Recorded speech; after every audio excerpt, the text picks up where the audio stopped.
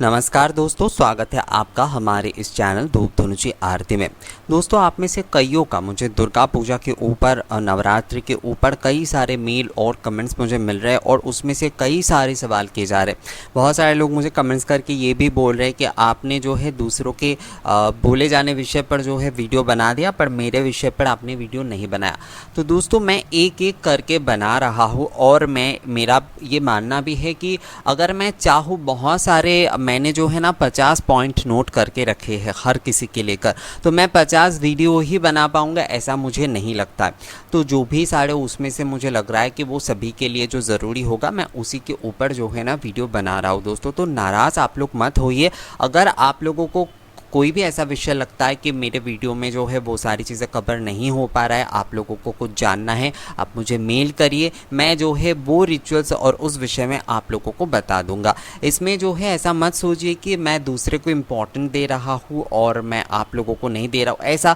ऐसा मत सोचिए। मेरे लिए हर कोई जो है ना वो समान रूप से जो है वो महत्वपूर्ण है। हर किसी का कमेंट, हर किसी का मेल जो है वो महत्वपूर्ण है। जो कमेंट मुझे सबसे ज़्यादा मिल रहा था, तो मुझे लगा इसके ऊपर एक वीडियो बना देना बहुत ज़रूरी है।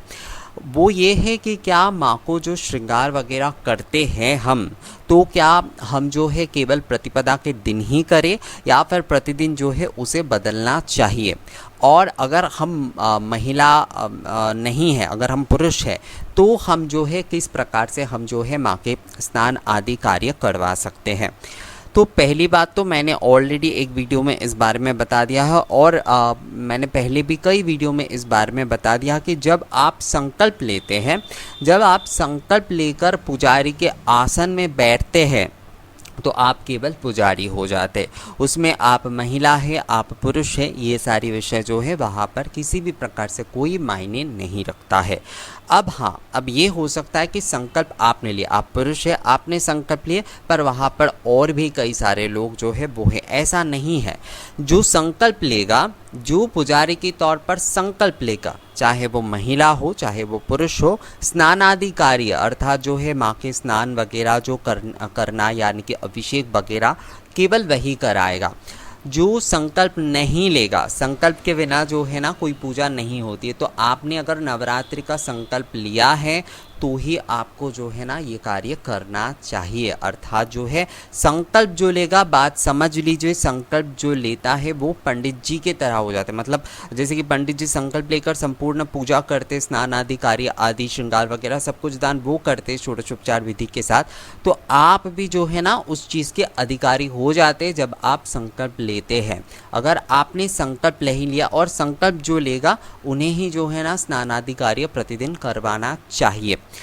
ये बात जो है ना मैंने बहुत बार आपसे कहा है कि हम सभी जो है वो प्रकृति के अंश है। यहाँ पर नारी और पुरुष कोई मायने नहीं रखता है। यहाँ पर जो है मूल रूप से जो विषय मायने रखता है कि आप पुजारी है या नहीं। अगर आप संकल्प के साथ पूजा करते हैं तो आप ये सारे कार्य, माँ के अभिषेक आप करवा ही सकते हैं। आप माँ के बेटे हैं, आप माँ की बेटी है, तो आप संकल्प अगर लेते हैं तो आप दोस्तों पुजारी है। ये बात मैं फिर से आपको कह रहा हूँ कि आप एक पुजारी है, आपको उसी भावना के साथ माँ के अभिषेक स्नान आदि कार्य करवाना चाहिए। जो लोग ये कहते हैं कि माँ की जो मतलब औरतें अगर नहीं है, मतलब महिला नहीं है, पुरुष है, तो वो जो है माँ की स्नान आदि कार्य नहीं करवा सकते, माँ के श्रृंगार नहीं करवा सकते, तो ये सब कुछ जो है पूरी तरीके से बकवास है। ऐसे किसी भी शास्त्र में नहीं लिखा है। कुछ लौकिक विधि में इन सारी चीज़ों को माना जाता है, पर शास्त्रीय अगर किसी विषय की बात करें तो कहीं पर भी ऐसा नहीं है कि जो है महिलाएं ही ये सारी चीज़ें करेंगे, पुरुष नहीं कर सकते, या फिर कोई नियम, कई नियम तो ऐसे हैं जो कि केवल पुरुष करते, महिलाएं नहीं करते, इस तरीके से वर्जित कहा जाता है। तो ऐसा कुछ नहीं है। पहली बात, आप पुजारी है या नहीं, आप महिला है, पुरुष है, आप जो है ब्राह्मण है, आप वैश्य है, आप बनिया है, आप क्षत्रिय है, या फिर आप जो है शूद्र है, कोई भी, मतलब वैश्य हो, शूद्र हो, कोई भी हो, ये मायने वहाँ पर नहीं रख रहा है। हम घर पे जब सहज और सरल पूजा कर रहे हैं तो उसमें हम जो है संकल्प अगर लेते हैं तो उसमें हमारा अधिकार होता है माँ को स्नान आदि कार्य करवाने का, माँ को श्रृंगार आदि द्रव्य जो है षोडश उपचार विधि से जब हम प्रदान करते हैं। हाँ, कुछ होता है सुहाग की टोकरी वगैरह, ये जो होता है मांगलिक तौर पर जो प्रदान किए जाते हैं वो महिलाएं करते हैं, क्योंकि उसमें विषय जो होता है वो भावना अलग होती है। षोडशोपचार विधि के साथ जब हम श्रृंगार आदि वगैरह प्रदान करते हैं माँ को, तो वो पुरुष और महिला जो भी पुजारी के भूमिका में होंगे वही प्रदान कर सकते हैं, जो संकल्प लेकर पुजारी की भूमिका में है। सुहाग की टोकरी वगैरह ये सब कुछ वो थोड़ा मान्यता अलग हो जाता है, उसकी भावना अलग हो जाता है। तो विषय में अंतर जो है ये है, हर चीज़ को एक साथ जो है ना मिला नहीं लेना चाहिए। बहुत सारे लोग यही करते हैं कि हर चीज़ को एक साथ मिला लेते और उसके बाद पता नहीं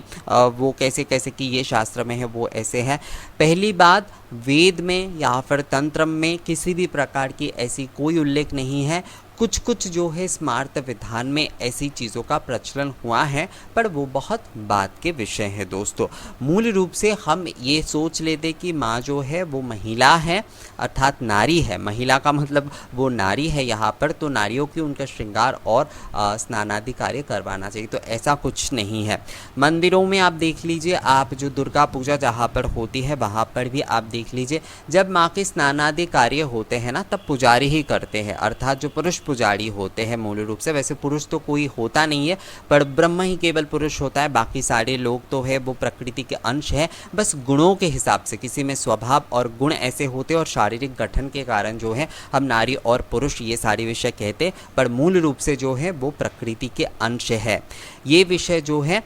सबको सबसे पहले समझना होगा। ये मैं कई वीडियो में ऑलरेडी बता चुका हूँ। तो आप देखिएगा दुर्गा पूजा के जो भी आप पंडाल में देखेंगे, जो घर पे होते या मंदिरों में भी हो, वहाँ पर एक कपड़ा जो है वो टांग दिया जाता है, पर जो पुजारी जी होते हैं वही जो है माँ के स्नान आदि कार्य संपूर्ण करते हैं। तो स्नान के समय आपको भीड़ नहीं जमाना है। जब भी आप पुजारी की भूमिका में, चाहे महिला पुरुष जो भी स्नान आदि अभिषेक वगैरह करवा रहे हैं माँ के, तो वहाँ पर आपके परिवार के दूसरे सदस्य भी वहाँ पर मौजूद है, ऐसा आपको नहीं करना है। आप स्नान आदि माँ की करवा लीजिए, उसके बाद माँ के श्रृंगार वगैरह करने के बाद दूसरे लोगों को आप वहाँ पर एंट्री दीजिए, अगर आप पुजारी की भूमिका में हैं तो ये विषय जो है समझना ज़रूरी है कि हर कोई प्रकृति के ही अंश है। तो इसलिए जो है आप संकल्प लेकर, अगर पुजारी की भूमिका में हैं, आप महिला है पुरुष है, आप किसी जाति से किसी वर्ण से ये मायने नहीं रखता है, अगर आपने पूजा का संकल्प लिया है कि मैं 9 दिन की पूजा मैं करूँगा, तो आप अभिषेक आदि श्रृंगार वगैरह करवा सकते।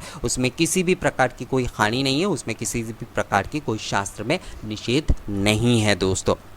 अब आते हैं माँ के श्रृंगार क्या प्रतिपदा के दिन कराए या फिर जो है प्रतिदिन उसे चेंज करें। ये जो होता है ना, हर किसी के अपने अपने परिवार के कुछ नियम के अनुसार होता है। अपने अपने परिवार के नियम का क्या मतलब होता है, कुछ जो परिवार होते हैं वहाँ पर जो है माँ के प्रतिदिन जो ड्रेस वगैरह होते हैं उन्हें बदला जाता है, और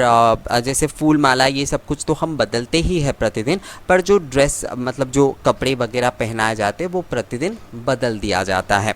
पर कुछ परिवारों में जो है प्रतिपदा के दिन जिस तरीके से माँ के इस श्रृंगार करवा कर रखे जाते हैं, बिल्कुल उसी तरीके से ही जो है ना माँ के उस श्रृंगार के साथ ही रखा जाता है। और जो नवमी के दिन होता है उस दिन हवन आदि कार्य, जो पूर्ण नवरात्र का कार्य जो होता है वो संपूर्ण हो जाने के बाद ही जो है ना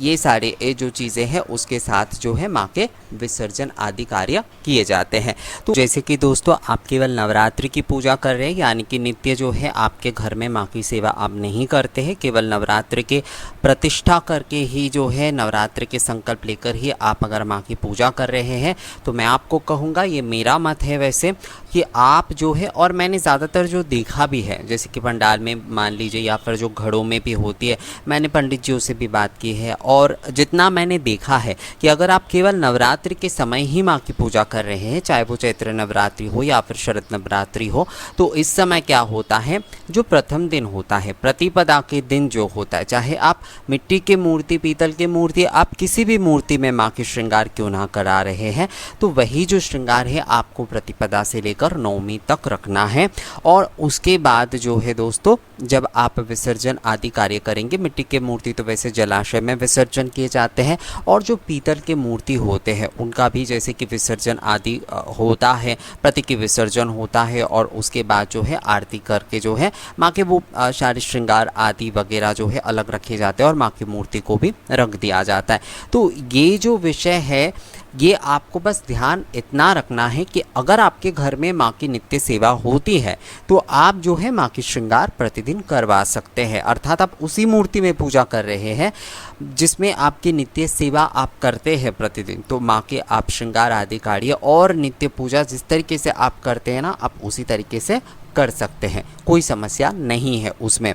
पर जब आप केवल नवरात्रि के संकल्प ले रहे हैं, आप चाहे मिट्टी के मूर्ति में ले रहे हैं, फोटो में भी, क्योंकि फ़ोटो में भी तो कई सारे लोग जो होते हैं वो श्रृंगार आदि वगैरह करवा कर रखते हैं माँ को, यानी कि साड़ी पहनाकर, गहने पहनाकर, तो उनका भी जो है ना आपको प्रतिपदा के दिन ही उसी तरीके से सजाकर प्रतिष्ठा करना चाहिए। और नवमी के दिन ही जो है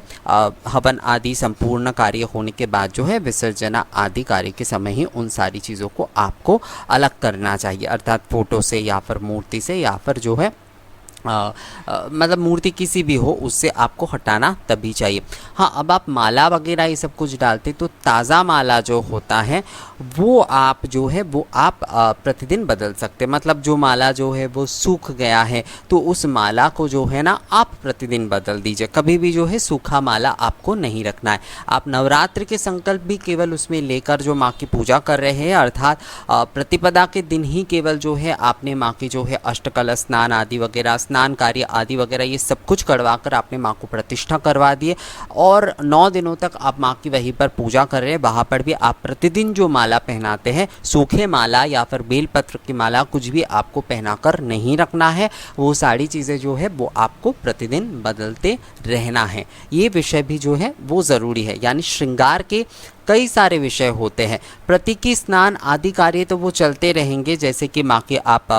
फ़ोटो में जैसे मैंने आपको दिखाया वीडियो में भी, तो उसमें जो है दोस्तों उसमें जैसे कि फ़ोटो में जिस तरीके से जो है प्रतीकी स्नान आदि कार्य होता है, तो उसी तरीके से मूर्ति में भी आपने श्रृंगार करके माँ के प्रतिष्ठा तो आपने कर दिए, पर वहाँ पर भी जो है ना दोस्तों, वहाँ पर भी आपको प्रतीकी स्नान आदि वगैरह, श्रृंगार वगैरह ये सब कुछ आपको जारी रखना होगा। आपने प्रतिपदा के दिन स्नान आदि केवल कार्य कर दिए तो इससे नहीं चलेगा,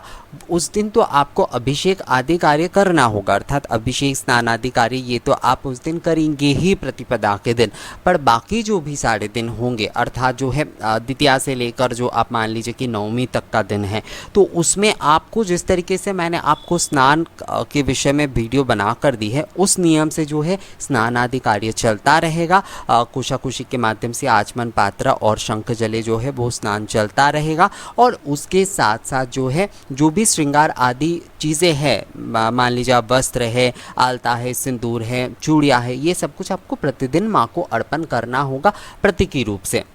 आप अगर ऐसा चाहते कि माँ के चूड़ियाँ जो आपने माँ को पहनाए हैं उसमें से आप जो है प्रतिपदा के दिन आपने जो चूड़ियाँ पहना, आप चाहते कि अष्टमी के दिन आप उसमें थोड़ा सा और चूड़ियाँ ऐड करेंगे तो आप कर ही सकते। जो चूड़ियाँ हैं वो आप रहने दीजिए उसी तरीके से, उसके साथ अगर आप कुछ चूड़ियाँ ऐड करना चाहते हो उसमें तो आप कर सकते हो, उसमें समस्या नहीं। मतलब जो श्रृंगार आप करेंगे उसे मत हटाइए, उसे जो है प्रतिपदा से लेकर नवमी तक उसी तरीके से रहने दीजिए, क्योंकि आप जो है प्रतिष्ठा का संकल्प लेकर जो है ना केवल नवरात्रि के समय माँ की प्रतिष्ठा करके पूजा कर रहे हैं। उसके साथ अगर आप कुछ और श्रृंगार वगैरह जैसे चुनरी अगर आप बदल कर देना चाहते तो वो आप दे सकते हैं, आप फूल माला आदि ये सब कुछ बदल कर दीजिए। आप जो है चूड़ियाँ अगर ऐड करना चाहते, कोई गहने अगर ऐड करना चाहते तो वो सारे आप कर सकते हैं। पर नित्य सेवा अगर आप करते हैं तो ही आप जो है, ये मेरा मत है, मैं फिर से आपको कह रहा हूँ और मुझे यही सही लगता है, क्योंकि हम जब कोई विषय को लेकर संकल्प लेकर प्रतिष्ठा करते हैं, कलश स्थापना करके और माँ के प्रतिष्ठा करते या फिर किसी भी देवी देवता की पूजा करते, तो जब तक जो है वो संकल्प हमारा चलता है, वो नवरात्रि पूजन कहिए या फिर कोई भी पूजन हमारा चलता है, तो तब तक जो है ना देवी प्रतिमा को जो है जिस तरह से हमने साज श्रृंगार करके बैठाया है उसी रूप में रखना चाहिए। अगर हम नित्य सेवा नहीं करते हैं तो, नित्य सेवा करते हैं तो उसमें नियम अलग हो जाता है, अर्थात नित्य सेवा की तौर पर ही जो है वहाँ पर सेवा प्रतिदिन होगी, उसके साथ साथ जो विशेष पूजा आदि होगी वो होगी। पर अगर हम विशेष संकल्प लेते हैं किसी पूजा के तो उसमें माँ की जिस तरीके से हम प्रतिष्ठा करते हैं पहले दिन, उसी तरीके से हमें जो है पूर्ण जो है हवन आदि आरती महाआरती वगैरह होने तक जो है उसी तरीके से माँ को रखना चाहिए। उसके साथ हमें श्रृंगार वगैरह ऐड करते रहना चाहिए, अर्थात हम जोड़ सकते हैं। और स्नान आदि कार्य जो है श्रृंगार आदि दान जो होगा वो प्रतीकी रूप से होता रहेगा दोस्तों। तो ये विषय आपको बस ध्यान रखना है। तो ये वीडियो आपको कैसा लगा मुझे कमेंट्स करके ज़रूर बताइएगा। इसके बारे में आप में से कई लोग मुझसे कई बार पूछ रहे थे, तो ये वीडियो अच्छा लगा है तो इसे लाइक और शेयर कर दीजिएगा और मुझे कमेंट्स करना बिल्कुल मत भूलिएगा। मिलेंगे आपसे अगले दुर्गा पूजा की ऐसी एक वीडियो के साथ, तब तक के लिए नमस्कार।